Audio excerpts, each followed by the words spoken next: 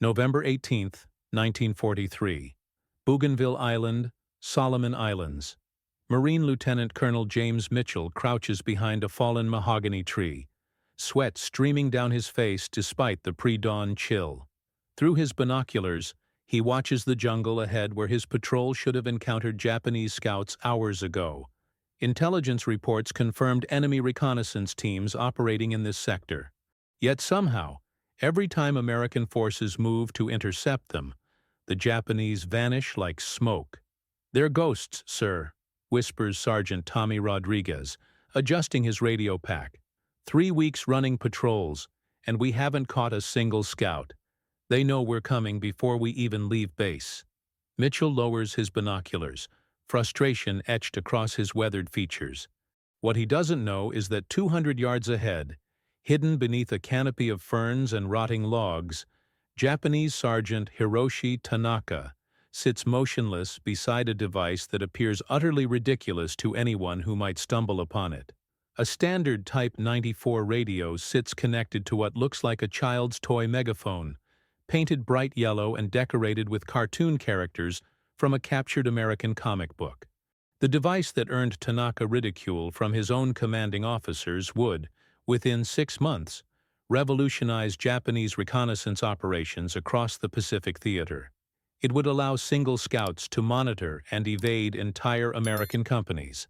Most importantly, it would demonstrate that sometimes the most effective military innovations come from the most unexpected sources and the most seemingly foolish ideas.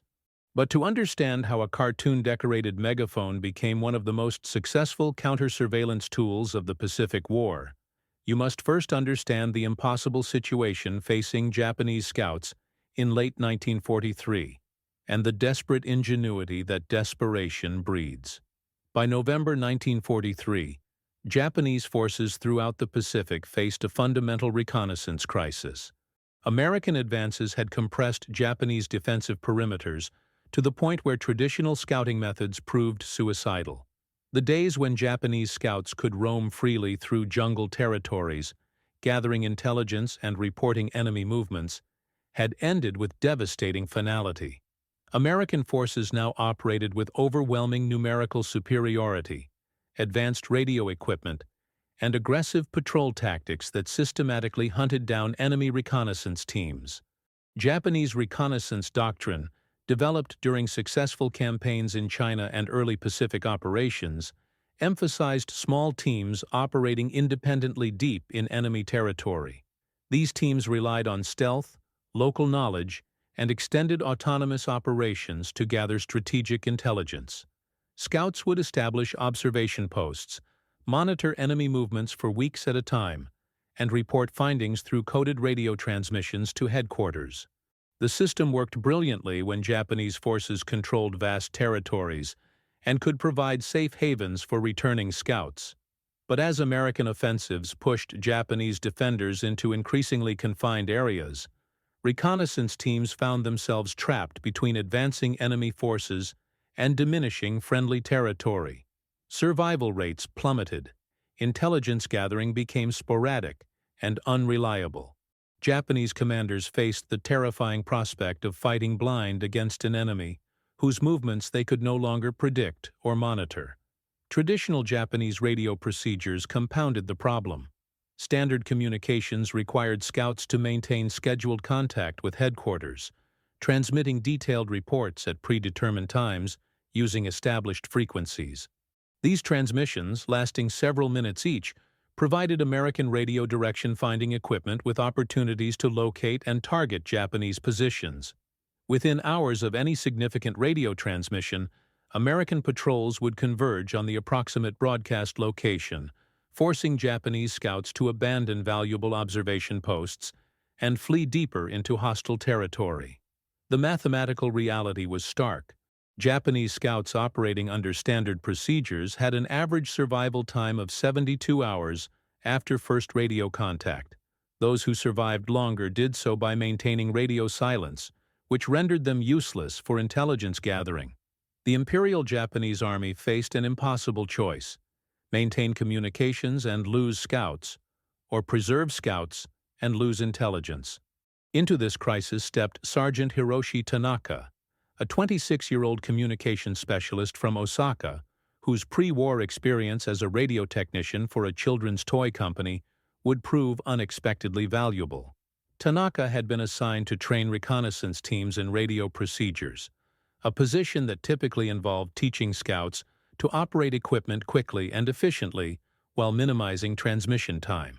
Instead, Tanaka became obsessed with a question that seemed to have no answer. How could Japanese scouts monitor American radio communications without revealing their own positions? The breakthrough came from an observation so simple that trained military communications experts had overlooked it entirely. American patrols advancing through dense jungle terrain relied heavily on radio coordination to maintain unit cohesion and avoid friendly fire incidents. Radio chatter was constant, detailed, and broadcast in clear English that any Japanese scout with basic language training could understand. The Americans weren't trying to hide their communications. They were trying to coordinate complex operations in difficult terrain. Tanaka realized that American radio transmissions represented a real-time intelligence goldmine. Patrol leaders discussed routes, timing, and objectives openly over tactical frequencies. Unit commanders coordinated movements between different patrols, revealing the locations and intentions of multiple American forces simultaneously. Most critically, American forces announced their planned search areas and patrol schedules with sufficient detail to allow enemy scouts to avoid contact entirely. The challenge was monitoring these transmissions without sophisticated radio equipment that would be impossible for individual scouts to carry and operate while maintaining concealment. Standard Japanese military radios were designed for transmission, not reception. They were bulky, power-hungry, and required large antenna arrays that made concealment impossible. Tanaka needed a device that could receive American transmissions reliably, while remaining small, lightweight, and easily concealed. The solution came from his pre-war experience designing radio receivers for children's toys. Toy radios required simple, robust designs that could withstand rough handling while operating on minimal power. They used basic crystal receivers that could pick up local broadcasts without requiring large antennas or complex circuitry. Most importantly, they were designed to be operated by children with no technical training. Tanaka's innovation was adapting civilian toy radio technology for military reconnaissance. He stripped down captured American toy radios, removing unnecessary components and modifying receiver circuits to optimize reception of tactical frequencies used by American forces. The resulting devices were small enough to fit in a scout's equipment pack, operated on standard batteries available from captured American supplies, and required no special technical knowledge to use effectively.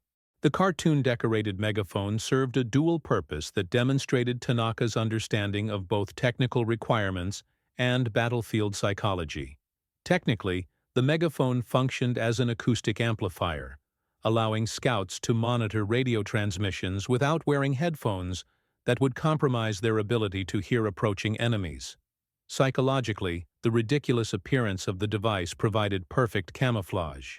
Any American patrol stumbling upon a cartoon-decorated megaphone would assume it was abandoned children's toy rather than sophisticated enemy surveillance equipment. Tanaka's first field test occurred on November 20, 1943, when he accompanied a three-man reconnaissance team tasked with monitoring American movements near Henderson Field. The team established an observation post in a cluster of banyan trees overlooking the main American supply route. Instead of following standard procedure and attempting to gather intelligence through visual observation alone, Tanaka activated his modified radio receiver and began monitoring American tactical frequencies. Within an hour, the device proved its worth. Tanaka intercepted radio transmissions from an American patrol operating less than 500 yards from their position. The patrol leader was coordinating with base command, discussing his unit's planned search pattern for the next 4 hours. The Americans intended to sweep systematically through the exact area where Tanaka's team had established their observation post. Traditional Japanese procedure would have required the team to maintain position until scheduled radio contact with headquarters, by which time American forces would have discovered and eliminated them. Instead, Tanaka's team quietly relocated to a secondary position outside the American search area. They continued monitoring radio transmissions throughout the day, tracking the movements of multiple American patrols, and gathering detailed intelligence about enemy strength, equipment, and intentions. When they finally transmitted their report to Japanese headquarters 12 hours later, they provided comprehensive information about American operations while remaining completely undetected. The success was remarkable, but Tanaka understood that a single successful mission meant nothing without systematic improvement and broader implementation.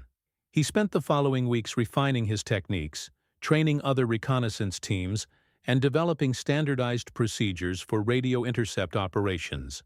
The cartoon megaphone became the centerpiece of what Japanese intelligence officers eventually called the Silent Observer Program. The technical principles behind Tanaka's system were elegantly simple. American tactical radios operated on standard frequency ranges that remained consistent across different units and operations. American radio procedure emphasized clarity and completeness, ensuring that intercepted transmissions provided actionable intelligence. Most critically, American forces assumed that Japanese scouts lacked the equipment and training necessary to monitor tactical communications systematically. Tanaka's modified receivers could monitor multiple frequencies simultaneously, allowing scouts to track several American units operating in the same area. The devices included simple frequency selection controls that allowed operators to shift between different tactical channels as American units changed frequencies. Battery life exceeded 48 hours of continuous operation, providing sufficient power for extended reconnaissance missions. The acoustic amplification system solved the critical problem of maintaining situational awareness while monitoring radio transmissions. Traditional radio monitoring required operators to wear headphones, which prevented them from hearing approaching enemies.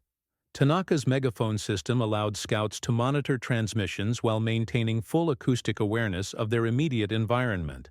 The device could be quickly silenced by covering the megaphone opening, allowing scouts to respond instantly to changing tactical situations. Training programs developed around the system emphasized patience and systematic intelligence gathering rather than aggressive reconnaissance. Scouts learned to establish concealed observation posts and monitor American communications for extended periods, building comprehensive pictures of enemy operations before attempting to transmit reports. The emphasis shifted from gathering limited intelligence quickly to gathering comprehensive intelligence safely. The first major operational test came during American operations on Bougainville in December 1943. Japanese scouts equipped with Tanaka's radio intercept systems deployed throughout areas where American forces planned reconnaissance sweeps. Instead of attempting to evade American patrols through traditional stealth techniques, Japanese scouts used intercepted radio communications to predict and avoid American movements entirely.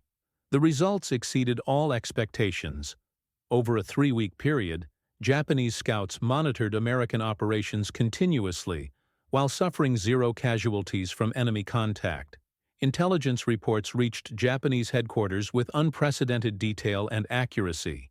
American patrol leaders, unaware that their communications were being monitored, provided Japanese forces with complete information about American strength, tactics, and operational plans. More importantly, the intelligence gathered through radio intercept operations allowed Japanese commanders to optimize their defensive preparations. Knowing in advance where American forces planned to attack, Japanese defenders could position troops, equipment, and supply caches to maximum advantage. The radio intercept program transformed Japanese intelligence gathering from a desperate improvisation into a systematic advantage that significantly prolonged Japanese resistance on Bougainville. American forces initially attributed their reconnaissance difficulties to improved Japanese camouflage and jungle craft. Intelligence officers noted that Japanese scouts seemed to anticipate American movements with uncanny accuracy, but attributed this to traditional woodcraft skills rather than technological innovation. The possibility that Japanese forces might be systematically monitoring American tactical communications never seriously occurred to American commanders, who assumed that Japanese technical capabilities were inadequate for sophisticated radio intercept operations. This assumption reflected broader American misconceptions about Japanese technological capabilities that persisted throughout much of the Pacific War. American military doctrine emphasized technological superiority and assumed that Japanese forces relied primarily on fanatical courage rather than technical innovation. The idea that Japanese troops might adapt civilian technology for military purposes or develop effective countermeasures to American technical advantages contradicted fundamental assumptions about enemy capabilities. Tanaka's system spread throughout Japanese reconnaissance units during early 1944, adapted and improved by other communication specialists who understood the basic principles involved. Different teams developed variations optimized for specific operational environments. Some units created waterproof versions for operations in swampy terrain. Others developed extended-range versions for monitoring American communications from greater distances. The most sophisticated adaptation appeared in operations around Rabaul, where Japanese communication specialists developed multi-channel monitoring systems capable of tracking American air, ground, and naval communications simultaneously. These installations provided Japanese commanders with comprehensive real-time intelligence about Allied operations throughout the entire Solomon Islands chain. The intelligence gathered proved so valuable that Japanese forces continued effective resistance for months longer than American planners had anticipated. By mid-1944, the radio intercept program had evolved beyond simple tactical applications to strategic intelligence gathering. Japanese communication specialists began monitoring American administrative frequencies, gathering information about supply schedules, personnel transfers, and strategic planning.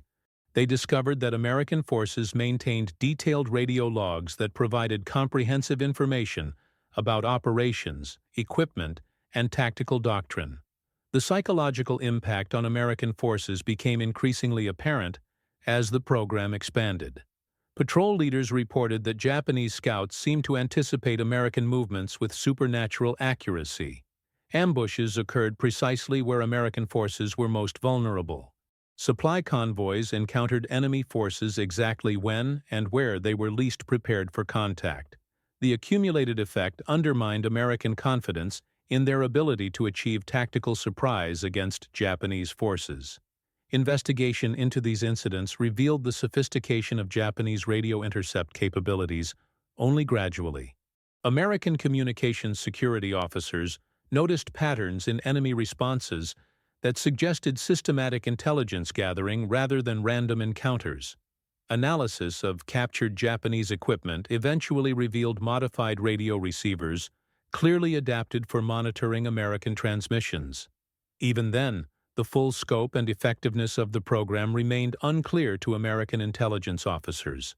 The most significant discovery came when American forces overran a Japanese communications post near Rabaul in August 1944. Among the captured equipment, they found detailed logs documenting months of intercepted American transmissions, complete with analysis and intelligence summaries. The logs revealed that Japanese forces had been monitoring American communications with remarkable thoroughness, gathering intelligence that included operational plans, supply schedules, and personnel information. More disturbing was the revelation that Japanese communications specialists had developed detailed profiles of individual American radio operators, identifying personal communication styles and speech patterns that allowed them to track specific units and commanders across multiple operations. The intelligence gathered through radio intercept had enabled Japanese forces to predict American tactical decisions with extraordinary accuracy. American response to these discoveries involved comprehensive changes to tactical communications procedures throughout the Pacific Theater. Radio transmission schedules became randomized and unpredictable. Operational discussions shifted to encrypted frequencies that required specialized equipment to decode. Most importantly, American forces implemented strict communications discipline that minimized the information available through casual monitoring. These countermeasures significantly reduced the effectiveness of Japanese radio intercept operations, but could not eliminate them entirely. The basic vulnerability remained. Coordination of complex military operations in difficult terrain required extensive radio communications that provided opportunities for enemy intelligence gathering. The challenge was limiting the value of intercepted information rather than preventing interception entirely. The technical arms race that developed between American communications security and Japanese intercept capabilities drove innovation on both sides throughout the remainder of the war. American forces developed frequency-hopping radios that changed transmission frequencies constantly to prevent systematic monitoring. Japanese specialists responded with scanning receivers that could track frequency changes automatically. The cycle of measure and countermeasure continued until the end of the war. Tanaka himself survived the war and returned to civilian radio engineering in post-war Japan. His innovations in radio intercept technology influenced the development of civilian radio monitoring equipment throughout the 1950s and 1960s. The basic principles he developed for military radio intercept operations found applications in civilian communications, broadcasting, and electronics manufacturing. The broader significance of Tanaka's innovation extended beyond immediate tactical applications to fundamental questions about military technology and battlefield adaptation. His success demonstrated that effective military innovation often came from unexpected sources and unconventional approaches. The combination of civilian technology with military requirements produced solutions that traditional military research and development might never have considered. The story also illustrated the importance of individual initiative and creative thinking in military operations.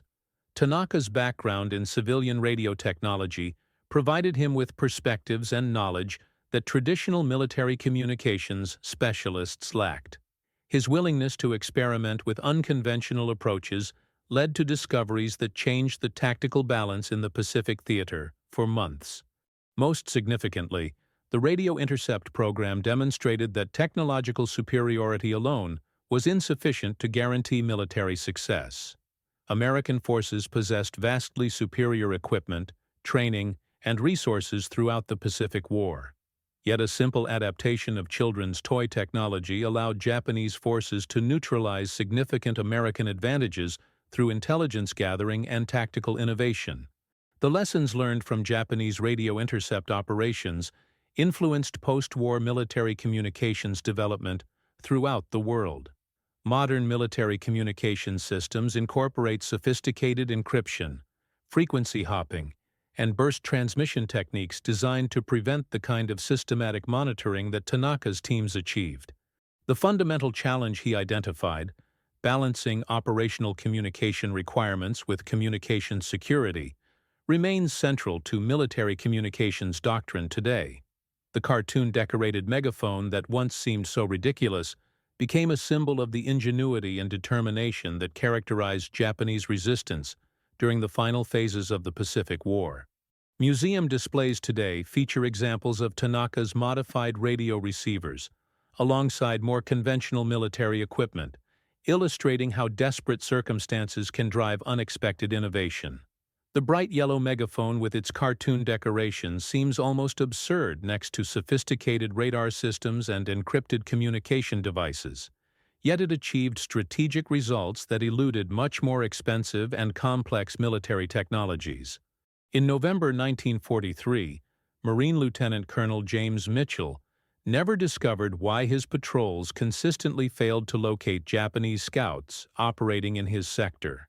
His frustration remained a mystery until post-war intelligence analysis revealed the sophisticated radio intercept operations that had been monitoring his forces continuously. The ghosts that had evaded his patrols were not supernatural, but they were something almost as remarkable. Ordinary soldiers using extraordinary ingenuity to transform children's toys into powerful military intelligence tools. The stupid radio trick that earned Sergeant Hiroshi Tanaka ridicule from his own officers ultimately allowed Japanese scouts to evade American patrols throughout the Pacific Theater, proving that innovation and creativity could temporarily overcome even overwhelming material disadvantage. Sometimes the most effective military technologies come from the most unexpected sources, hidden behind appearances so ridiculous that enemies never suspect their true purpose.